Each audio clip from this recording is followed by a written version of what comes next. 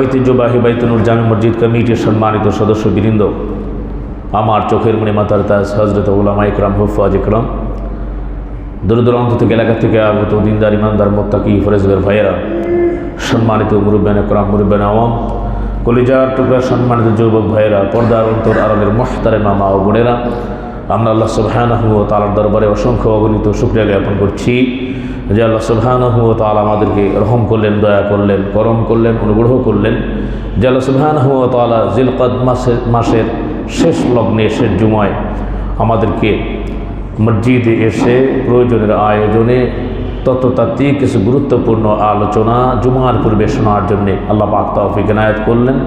অন্তর উজাড় করা ভালোবাসা দিয়ে মুনিবের দরবারে আবেগে উচ্ছ্বাসে সকলেই বলছি আলহামদুলিল্লাহ। সম্মানিত ভাইয়েরা আমার, সামনেই কোরবানি। কোরবানি অর্থ হচ্ছে নিকটবর্তী হওয়া। এটা কুরবান ধাতু থেকে নির্গত। আল্লাহ পাকের প্রিয় হওয়া, কাছাকাছি হওয়া। ইসলামের পরিভাষায় হচ্ছে হযরতে ইব্রাহিম আলাইহিস সালামের ঐতিহাসিক যে ঘটনাকে কেন্দ্র করে আমাদের উপরে যে কোরবানি ওয়াজিব হয়েছে, আল্লাহ সন্তুষ্ট চিত্তে যথা সময়ে কোরবানি করা। কোরবানি অনেক রয়েছে। এই কোরবানি অনেক ক্ষেত্রে মানুষ যখন কোরবানি করতে পারে, সেক্ষেত্রে মানুষ খুব দ্রুত সফলতা লাভ করতে পারে। মালের কোরবানি, টাকার কোরবানি, সময়ের কোরবানি, জানের কোরবানি। আমরা যখন দিন পেয়েছি, এটা এমনি এমনি আসে নাই। সাহাবা আজমাইনদের অনেক কোরবানি রয়েছে। সংসার ফেলে দিয়ে, পিতা মাতা আত্মীয় স্বজনকে ফেলে দিয়ে দিনকে উজ্জীবিত করার জন্যে, ইসলামকে এস্টাবলিশ করার জন্যে মরুময় ময়দান দিয়ে ক্ষুধার্ত অবস্থায়, আহত অবস্থায় তারা যেমনিভাবে সময়কে কোরবানি করেছেন, যার বিনিময়ে আজকে আমরা দিন পেয়েছি। কোরবানি ছাড়া কিছুই হয় না। এই বাংলাদেশ স্বাধীন হয়েছে, সেটাও মুক্তিযোদ্ধা যারা ছিল তাদের কোরবানি ছিল, অনেক মা বোনদের কোরবানি ছিল। আপনি যে সারা জীবন লেখাপড়া করেছেন, সময়কে অতিবাহিত করেছেন, সময়ের কোরবানি ছিল। অনেক কিছু চাওয়া পাওয়ার কোরবানি ছিল, অনেক কষ্ট। এরপরে আল্লাহ সুবহানাহু ওয়া তাআলা আপনাদেরকে সফলতার মুখ দেখিয়েছেন। তাহলে বোঝা গেল কোরবানি ছাড়া কিছু হয় না। আল্লাহ রাব্বুল আলামিনও আল্লাহ পাকের প্রিয় খলিল ইব্রাহিম আলাইহিস সালামকে পরীক্ষা করেছেন এবং সেই কোরবানি করেছেন এবং তিনি পরীক্ষায় উত্তীর্ণ হয়েছেন। বলেন সুবহানাল্লাহ। তো সম্মানিত ভাইয়েরা আমার, মুসলমানদের কোরবানির সাথে আর কাফের বেঈমান বেদিনের কোরবানির সাথে মিল নেই। তাদের কোরবানি, তাদের ত্যাগ আর আমাদের ত্যাগ, আমাদের কোরবানি এক নয়। আমরা কোরবানি করি আল্লাহ সন্তুষ্টির জন্যে। কি বলেন, ঠিক না বেঠিক? সামনে যারা আছেন আওয়াজ দিবেন। কার জন্যে?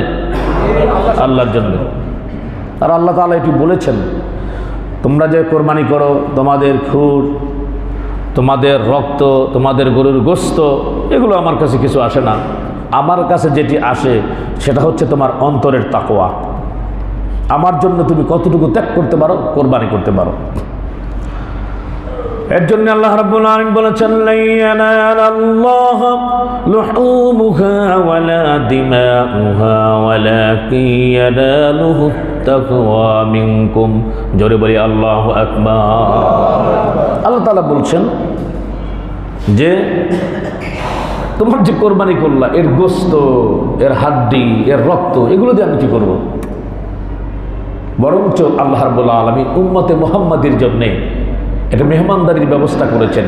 আগেরকার দিনে যেটা কোরবানি হয়ে যেত সেটা বর্ষ হয়ে যেত, অন্য মানুষ খেতে পারতো না। আর আল্লাহ রাব্বুল আলামিন কোরবানির মাধ্যমে একটা মেহমানদারির ব্যবস্থা করেছেন, খাবারের ব্যবস্থা করেছেন। সহি তরিকা হচ্ছে এক ভাগ নিজে খাও, এক ভাগ আত্মীয় স্বজনদেরকে দাও, আর এক ভাগ গরিব মানুষদেরকে দাও। আমাদের সমাজের ভিতরে এখনও এরকম ধর্মপ্রাণ মানুষ রয়েছে, তারা দেখা গেছে কিছু রাখলো, শেষ পর্যন্ত দেখা গেছে নিজের জন্য কিছুই থাকে না, সবাইকে দিয়েই শেষ। এরকম আছে না নাই?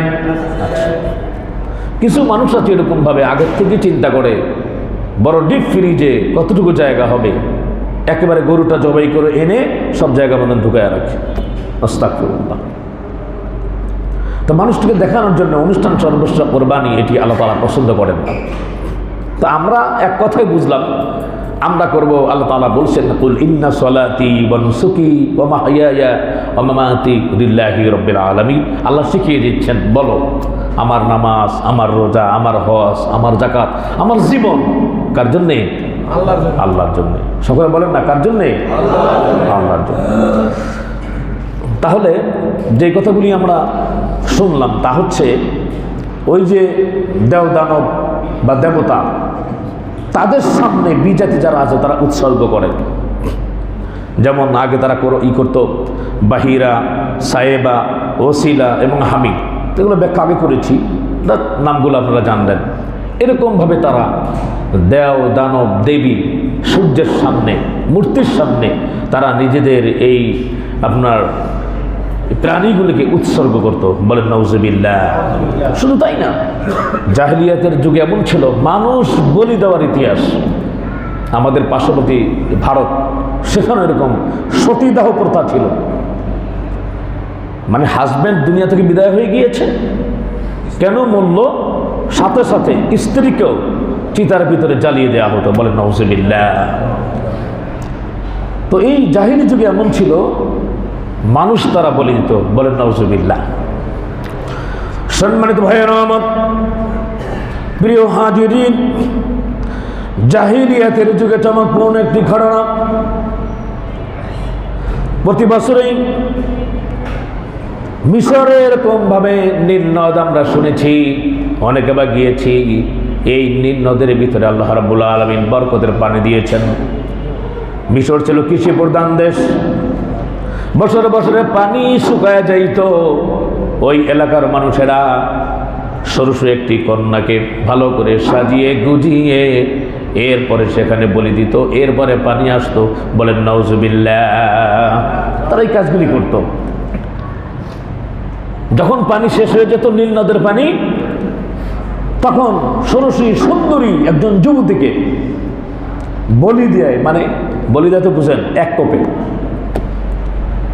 বলি দিত, এরপরে পানি প্রবাহিত হতো। বলেন নাউজুবিল্লাহ। এরকম হতো তাদের বিশ্বাস যেরকম। তো ঘটনাক্রমে মিশর মুসলমানদের হস্তগত হয়। হযরত ওমর ফারুক রাদিয়াল্লাহু তাআলা আনহু তিনি ছিলেন আমিরুল মুমিনিন, আর হযরত আমর ইবনুল আস রাদিয়াল্লাহু তাআলা আনহু তিনি ছিলেন গভর্নর। যখন এরকমভাবে নীল নদের পানি শুকিয়ে গেল, লোকেরা সুরসী সুন্দরী এক কন্যাকে রেডি করলো বলি দেওয়ার জন্যে। আমর ইবনুল আস বললেন, দাঁড়াও, কোরআন সুন্নাহ বহির্ভূত কোনো ঘটনা আমার সামনে এটা আমি ঘটতে দিব না। আমিরুল মুমিনিন কি বলেন সেই পরামর্শ নিব। আমিরুল মুমিনিন তৎকালীন সময়ে ছিলেন হযরতে ওমরে ফারুক রাদিয়াল্লাহু তাআলা আনহু। বলেন সুবহানাল্লাহ। যার ব্যাপারে নবীজি বলেছেন, লাউ কানা নাবিয়্যাম মিন বাদি লাকানা ওমর, আমার পরে নবী হলে ওমর নবী হতো। হযরত ওমর ফারুককে চিঠি পাঠালেন। চিঠি পাঠানোর পরে হযরত ওমর ফারুক রাদিয়াল্লাহু তাআলা আনহু তিনি আবার চিঠির জবাব দিয়ে আর একটা তিনি চিঠি পাঠালেন। চিঠির ভিতরে লিখে দিলেন, যেই সময় বলি দেয় এই সময়টা যখন এসে যাবে, সেই সময়ে এই চিঠিটা নীল নদের পানিতে নিক্ষেপ করবা। ওই চিঠির ভিতরে লেখা ছিল এটি যে, হে পানি, তুমি একটা মাখলুক, আর আমরা তোমার ইবাদত করি না, আমরা ইবাদত করি একমাত্র আল্লাহর। জোরে বলেন কার? আওয়াজ দিয়ে বলেন কার? আমাদের হায়াতের মালিককে, জমিনের মালিককে, নবমণ্ডল ভূমণ্ডলের মালিককে ইবাদত করব কার? এইবার হযরত ওমর ফারুক রাদিয়াল্লাহু তাআলা আনহু বলতেছেন, এই চিঠির ভিতরে তিনি লিখে দিলেন, যাও চিঠি দিয়ে ফেলবা নীল নদের ভিতরে। তিনি চিঠিতে লিখলেন, ও নীল দরিয়ার পানি, নীল নদের পানি, তুমি তো খালেক না, তুমি একটা মাখলুক, আল্লাহ পাকের সৃষ্টি তুমি। শোনো, আমরা আল্লাহ পাকের আমরা ইবাদত করি। তুমি যদি এরকম ভাবে কোনো দেও দানব বা কোনো মূর্তি বা অশুভ শক্তির কারণে প্রবাহিত হও, তাহলে তোমার পানি আমাদের দরকার নাই। আর যদি আল্লাহর হুকুমে প্রবাহিত হও, আল্লাহর যদি মাখলুক হও, তাহলে দরকার আছে আল্লাহর হুকুমে দ্রুত তুমি প্রবাহিত হয়ে যাও। বলেন সুবহানাল্লাহ। আর জোরে বলেন না সুবহানাল্লাহ। উৎসব জনতার ভিড়, সারা পৃথিবী থেকে লোকজন হাজির। ওমরে ফারুক রাদিয়াল্লাহু তাআলা আনহু তিনি চিঠি পাঠিয়েছেন। কি খবর? চিঠিতে পানি প্রবাহিত হয়, এটা কেমন কথা? তো তিনি চিঠি নিক্ষেপ করলেন। দূর দূরান্ত থেকে মানুষ সকলেই দেখলেন আল্লাহ পাকের হুকুমে সেইটা পানি প্রবাহিত হলো, 16 হাত উঁচু হয়েছে। এখনো পর্যন্ত নীল নদের যে পানি আর জীবনে কখনো শুকায় নাই। বলেন সুবহানাল্লাহ। সম্মানিত ভাইয়ের আমার প্রিয় হাজিরিন, তো তারা বলি দিত দেও দানব এবং দেবীদের নামে, আর আমরা কোরবানি করি কার নামে? আল্লাহর নামে। এটি যাতে মনে থাকে। সম্মানিত ভাইয়ের আমার প্রিয় হাজিরিন, কোরবানির যে সূত্রপাত, প্রথম যে কোরবানি এসেছিল আমরা সকলেই জানি। ভাইয়েরা আমার, হযরতে আদম আলাইহিস সালামকে যখন আল্লাহ পাক সৃষ্টি করলেন, এর আগে পৃথিবীতে কোনো মানুষ ছিল না। ছিল না কি? এরপরে মানুষ, আগে কোনো মানুষ ছিল না। আদম আলাইহিস সালামকে যখন সৃষ্টি করলেন, সৃষ্টি করার পরে আল্লাহ রাব্বুল আলামিন এমন একটি সিস্টেম পদ্ধতি করলেন। পদ্ধতি হচ্ছে হযরতে হাওয়া আলাইহিস সালামের গর্ভে একটি ছেলে একটি মেয়ে হবে, এরকমভাবে। আর প্রথম গর্ভে যে সন্তান হলো, পরবর্তী সন্তান যারা গর্ভে আসলো, প্রথম সন্তান যদি ছেলে হয়, এই ছেলের পরবর্তী সন্তান যে মেয়ে, তার সাথে বিয়ের ব্যবস্থা হতো। মানে হচ্ছে একসাথে যে ভাই বোন হতো, এই ভাই বোনের মধ্যে তারা ভাই বোন, তাদের সাথে বিয়ের সম্পর্ক জায়েজ নাই। পরবর্তী গর্ভে যারা আসতো তারা সহোদর, তারা ভাই বোন, কিন্তু প্রথম যে ছিল, প্রথম যে পুরুষ, পরবর্তী যে এরকমভাবে মেয়ে, তার সাথে বিয়ে হবে। এই ছিল সিস্টেম পদ্ধতি। তো আপনারা সকলেই জানেন। তারপরে টাচ দিচ্ছি, ইমান বৃদ্ধি পাবে। হাবিল এবং কাবিলকে নিয়ে যে ঘটনা আমরা জানি। তো আল্লাহ রাব্বুল আলামিন আগের থেকেই যারা কোরবানি করবেন, এই ঘটনা থেকে নিজেদের অন্তরকে, ইমানকে এবং নিয়তকে সহি করে নিন যে পয়গম্বরের ছেলে হলেও নিয়ত সহি না থাকলে কোরবানি কবুল হয় না। এটা এমন না এটা আমি বিত্তশালী, আমি ক্ষমতাবান, আমার যশ খ্যাতি, আমার আধিপত্য, আমার লোকবল, আমার বাহুবল, আমার অস্ত্রবল আছে দেখে ধাক্কায় একটা কম, এটা এমন না। পয়গম্বরের ছেলে দেখেন, তার সম্মান ইজ্জত আমাদের আদি পিতা, ঠিক কিনা যারা বলেন, তার ছেলে হলেও যদি নিয়তটা যদি খাঁটি না হয়, আল্লাহ সন্তুষ্টির জন্য না হয়, সেটা আল্লাহ কবুল করবেন না। তো যাই হোক, ঘটনাক্রমে আদম আলাইহিস সালামের এক মেয়ের নাম হচ্ছে লিউজা, আর নাম হচ্ছে আকলিমা। তো আকলিমা ছিল এই যে আপনার কাবিলের সহোদর বোন। সে ছিল খুব সুন্দরী। আর লিউজা সে ছিল হাবিলের বোন। সে একটু দেখতে একটু কালো ছিল। এখন যখন তাদেরকে বলা হলো বিয়ে বন্ধনে আবদ্ধ হওয়ার জন্যে, সে সময় কাবিল বেঁকে বসলো, বলছে না, এটা হতে পারে না। আমার সাথে যে সুন্দরী বোন আছে, আমি আকলিমা, আমি একে বিয়ে করব। তো এই সমস্যার সমাধান আদম আলাইহিস সালাম দিতে পারলেন না। আল্লাহর কাছে ফরিয়াদ করলেন, ও আল্লাহ, তুমি এই সমস্যার সমাধান দিয়ে দাও। তো আল্লাহ সুবহানাহু ওয়া তাআলা বলছেন, ঠিক আছে, কিছু পেলে তো কিছু দিতে হবে। কি বলেন, ঠিক না বেঠিক? এই কথাটা সকলে বলেন, কিছু পেলে কিছু দিতে হয়, কিছু পেতে চাইলে কিছু দিতে হয়। তো সেখান থেকে কোরবানি শুরু। তো আল্লাহ তাআলা বললেন আদম আলাইহিস সালাম, ঠিক আছে, তোমার দুই ছেলে, হ্যাঁ, হাবিল আর কাবিল, তাদেরকে কোরবানি দিতে বলো। তো সে সময় কোরবানি কবুল হওয়ার পদ্ধতি ছিল, সিস্টেম ছিল, কোরবানি বস্তুগুলি এক জায়গায় জমাট করে রেখে দিবে। আকাশ থেকে এরকমভাবে আগুনের একটি কুণ্ডলী এসে সেটা যদি ভস্ম করে দিত, তাহলে বোঝা যাইত যে তার কোরবানি কবুল হয়েছে। বলেন সুবহানাল্লাহ। আর আমাদের কোরবানি কি দেখেন, আমরা আলহামদুলিল্লাহ আল্লাহ সন্তুষ্ট চিত্তে আমরা জবাই দেই, জবাইয়ের পরে আমরা নিজেরাও খেতে পারি, আত্মীয় স্বজনকে দিতে পারি, ঠিক না? চামড়াটা থাকলে আবার সেই চামড়াটা গরিব দুস্থ মানুষ বা মাদ্রাসার এতিম ছাত্রদেরকে আমরা দিতে পারি, এরকম। কিন্তু আগে এই পদ্ধতিটা ছিল না, এটা উম্মতে মুহাম্মাদের জন্য এই বারাকা, মানে সুবহানাল্লাহ। তো সম্মানিত ভাই, আমার প্রিয় হাজিরিন, তো দুজনেই এরকমভাবে কোরবানি করলো। হযরতে হাবিল তিনি মনে করলেন আল্লাহর জন্য দিব, তিনি পশুপালন করতেন। এই যত পশু তিনি পালন করেছেন সব থেকে যেটা ভালো, মোটা সোটা, দেখতে খুব সুন্দর আকর্ষণীয়, এরকম একটি তিনি পশু আল্লাহ সুবহানাহু ওয়া তাআলার জন্য কোরবানি করার জন্য প্রস্তুতি গ্রহণ করলেন। আর আমরা কি করি? আল্লাহ পকেটে হাত দিয়ে দেখি, সবাই না, আবার পকেটে হাত দিয়ে দেখি 2 টাকা যেটা সিরা বেশি, আরে না 2 টাকা তখন ভিক্ষুকও নিতে চায় না, 5 টাকাই তো নিতে চায় না। আল্লাহর ঘরে মাঝে মাঝে এত সেরা টাকা পাওয়া যায় যেটা চালানোই যায় না। ওই যে কমিটি আছে জিজ্ঞেস করে, কেন? আল্লাহর ঘরে বেশি করে দিব, আল্লাহর জন্যে বেশি করে দিব। ওই যে বলছিলাম, কিছু পেতে হলে কিছু দিতে হয়। এখন আপনি দিবেন, হ্যাঁ, কিয়ামতের ময়দান হাসরে আল্লাহ রাব্বুল আলামিন আপনাকে দিয়ে দিবেন যা পুরস্কার। তার জন্য অন্তরকে, মুমিন যারা অন্তর প্রশস্ত থাকবে, ভক্ষ প্রশস্ত থাকবে, তারা কৃপণ হবে না। আল্লাহ নবীজি বলেছেন, আস-সাখিয়্যু করিবুম মিনাল্লাহ করিবুম মিনাল জান্নাহ, যে নাকি দান করে, যে নাকি দেয়, সে আল্লাহ পাকের নিকটবর্তী, জান্নাতের নিকটবর্তী। সুবহানাল্লাহ। জান্নাতের একটা দরওয়াজা আছে, যারা নাকি আল্লাহর সন্তুষ্টির চিত্তে দান করে তাদের নামগুলো সেই জায়গায় সংরক্ষিত থাকে। আওয়াজ দিয়ে বলুন সুবহানাল্লাহ। তো যাই হোক সম্মানিত ভাইয়ের আমার, এরপরে সুন্দর দেখে পশু তিনি কোরবানি করার জন্যে, তিনি সুঠাম দেহের অধিকারী এরকম একটি পশু তিনি প্রস্তুত করলেন। এরপরে কাবিল যে কোরবানি দিবে, সে কৃষি কাজ করত। সে মনে করছে কি, আরে কি আর দিবে, এটা তো পুরে যাবে, যেই হয়। তো ভালো যে ধান বা ভালো যেরকমভাবে কৃষি পণ্য সে যে কোরবানি করবে, এরকম মন মানসিকতা তার ছিল না। যেগুলো এরকমভাবে ফেলে দেওয়া যায় জিনিসগুলো, এগুলো এনে এক জায়গায় জমাট করছে। তো ঘটনাক্রমে কোরবানি কবুল হয়েছে। হযরতে কাবিলের কোরবানি কবুল হলো না।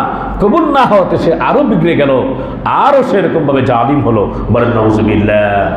আল্লাহ রাব্বুল আলামিন সূরা মায়েদা 27 নম্বর আয়াতে বলছেন, কোরআনের আলোকে আমরা শুনবো ইনশাআল্লাহ।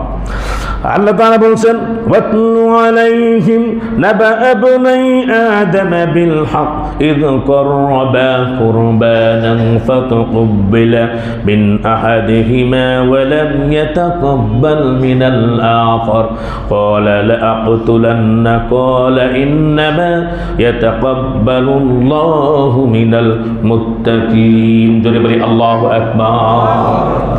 আল্লাহ রাব্বুল আলামিন বললেন, ওয়াতলু আলাইহিম নাবা ইবনাই আদম বিল হক, আপনি আদম আলাইহিস সালামের 2 পুত্রের ঘটনাগুলি বর্ণনা করে দেন। ইয কাররাবা কুরবানান ফাতাকাব্বালা মিন আহাদিহিমা ওয়া লাম ইউতাকাব্বাল মিনাল আখার, একজনের কোরবানি কবুল হলো, আর একজনের কোরবানি আল্লাহর দরবারে কবুল হলো না। আল্লাহ তাআলা বলছেন, আপনি বলে দেন। সে বলল, ক্বালা লাআকতুলান্নাকা, কাবিল হাবিলকে বলল, আমি তোমাকে হত্যা করব। সাথে সাথে হাবিল জবাব দিয়ে দিল, ইন্নামা ইয়াতাকাব্বালুল্লাহু মিনাল মুত্তাকিন। বলি আল্লাহু আকবার। খেয়াল করবেন ভাইরা আমার, কোরআন থেকে বলছি, কোনো বানোয়াটি কোনো কথা না। ইন্নামা ইয়াতাকাব্বালুল্লাহু মিনাল মুত্তাকিন, আল্লাহ তাআলা মুত্তাকিদের দান কোরবানিকে কবুল করেন। বলেন সুবহানাল্লাহ। মুত্তাকি, আল্লাহ তাআলা মুত্তাকিদের কোরবানি কবুল করেন। সকলে আমার সাথে বলেন, আল্লাহ তাআলা মুত্তাকিদের কোরবানি কবুল করেন। এর জন্য সাবধান ভাইরা আমার, এই কোরবানি করতে যে কোনো সুদের টাকা, ঘুষের টাকা লাগানো যাবে না, হারাম বর্জন করতে হবে। যারা ভাগে কোরবানি দিবেন তারাও সতর্ক থাকবেন যে আপনার এই যে 7 জন দিল তাদের টাকা, ইনকাম সবকিছু স্বচ্ছ, পরিষ্কার পরিচ্ছন্ন যাতে থাকে, পরিষ্কার যাতে থাকে। কারণ এটি দেয়া হচ্ছে কার জন্যে? পৃথিবীর সকলকে ধোঁকা দেওয়া যায়, আল্লাহ পাকের কুদরতি চোখে ধোঁকা দেওয়া যায় কি? বলেন যায় কি? তাহলে আপনি কেন এটা দিবেন? তো আপনি দিবেন পরিষ্কার পরিচ্ছন্ন এবং হালাল টাকা দিয়ে আপনি কোরবানি করবেন। আর আল্লাহ তাআলা বলছেন মুত্তাকি যারা আছে, যারা পাপাচার, অনাচার, অত্যাচার, কামাচার, ব্যভিচার, দুরাচার এগুলোকে প্রতিবন্ধকতা সৃষ্টি করে খাটে দিলে মানুষ হলো, তাকওয়াবান হলো, 5 ওয়াক্ত নামাজ, এরপরে কোরআন সুন্নাহ অনুযায়ী আমল, ভয় পাবে সে একমাত্র আল্লাহকে, পৃথিবীর কাউকে সে ভয় করবে না, আল্লাহকে একমাত্র ভয় করবে। তাহলে আল্লাহ তাআলা বলছেন ইন্নামা ইয়াতাকাব্বালুল্লাহ, যদি মুত্তাকি হতে পারো তাহলে আল্লাহ রাব্বুল আলামিন কবুল করবেন। সম্মানিত ভাইয়েরা আমার, প্রিয় হাজিরিন, এরপর আল্লাহ তাআলা বললেন লা ইন বাসাত্তা ইলাইয়া ইয়াদাকা লিতাকতুলানি মা আনা বিবাসিতি ইয়াদিয়া ইলাইক লিয়াকতুলাক ইন্নী আখাফুল্লাহ রাব্বাল আলামিন। বলেন আল্লাহু আকবার। কি চমৎকার কথা, আল্লাহু আকবার। কোরআন শুনলে অন্তর জুড়িয়ে যায়। সম্মানিত ভাইয়েরা আমার, যখন কাবিল বলল আমি তোমাকে হত্যা করব, হাবিল জবাব দিয়ে দিল লাইন বাসাত্তা ইলাইয়া ইয়াদাক লিতাকতুলানি, তুমি যদি আমাকে হত্যা করার জন্যে তোমার 2 হাত যদি প্রসারিত করো তাহলে আমি তোমাকে হত্যা করার জন্য আমার হাতকে প্রসারিত করব না, কারণ আমি তোমাকে হত্যা করব না। ইন্নী আখাফুল্লাহ, আমি একমাত্র ভয় পাই রব্বুল আলামিন, এই জগতের যে প্রতিপালক, দিন সৃষ্টিকর্তা, আমি আমার রবকে ভয় পাই। আমি তোমাকে হত্যার জন্য, কোনো ক্ষতি করার জন্য আমি 2টি হাত প্রসারিত করব না। বলেন সুবহানাল্লাহ। এই হচ্ছে মুত্তাকিদের চরিত্র। হ্যাঁ, মুত্তাকিদের কি চরিত্র? এর জন্য ভাইরা আমার, মসজিদে আসলে, জুমার বয়ান শুনলে, ওয়াজ মাহফিল শুনলে অন্তরটা নরম হয়, আখিরাতের দিকে ঝুঁকে, বড়দেরকে সম্মান করতে মনে চায়, চুরি ডাকাতি খুন হত্যা রাজানি সবকিছু বাদ দিতে মনে চায়। ঠিক কিনা যারা বলেন? এটা আওয়াজ দিয়ে বলেন ঠিক কিনা? আর আপনি সিনেমা দেখবেন, মুভি দেখবেন, আপনার মিজাজ গরম হয়ে যাবে, কারণ মুভির নামই তো হচ্ছে প্রতিশোধের আগুন। কে বলেন ঠিক না?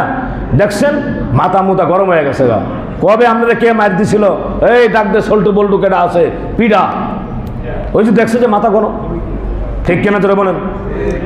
এর জন্য আলহামদুলিল্লাহ বাংলাদেশের যুবকেরা, মাঝে মাঝে দেখি তো আমি ওয়াজ মাহফিলে যেখানে যাই, বিমানে দেখি, ওই যে আগে মরহুম শহীদ আল্লামা দেলোয়ার হোসেন সাইদি সাহেব, তার বয়ান শুনছে মিজানুর রহমান আজহারি, এরপরে চরমনাই শেখ আমিরুল মুজাহিদিন, হ্যাঁ, ফয়জুল করিম সাহেব, ফজলুল করিম সাহেব, এরপরে রেজাউল করিম সাহেব, এদের বয়ান শুনতেছে।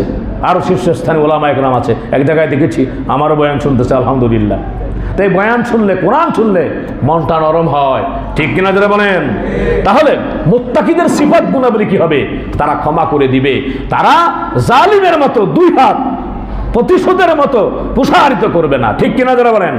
আল্লাহ তাআলা বলছেন আল্লাযীনা ইউনফিকুনা ফিস সাররাই ওয়াদ দাররাই ওয়াল কাযিবিনাল গায়ব ওয়াল আফিনা আনিন নাস ওয়াল্লাহু ইউহিব্বুল মুহসিনিন। যারা বলেন আল্লাহু আকবার। যারা সচ্ছল অবস্থায় দান করে, ওয়াল কাযিমিনাল গায়ব, নিজের ক্রোধটাকে রাগকে দমন করে। বর্তমানে এমন একটা অবস্থা মিয়া, সকলে গরম, রিকশাওয়ালার সাথে কথা বলা যায় না, দোকানদারের সাথে কথা বলা যায় না, ঘরের ওয়াইফ গরম, বস গরম, সময় গরম, বাজার গরম, সব গরম। এখন আপনার এই যে গরমের আপনি মেডিসিন দিবেন কিভাবে? কোরআন থেকে দিবেন।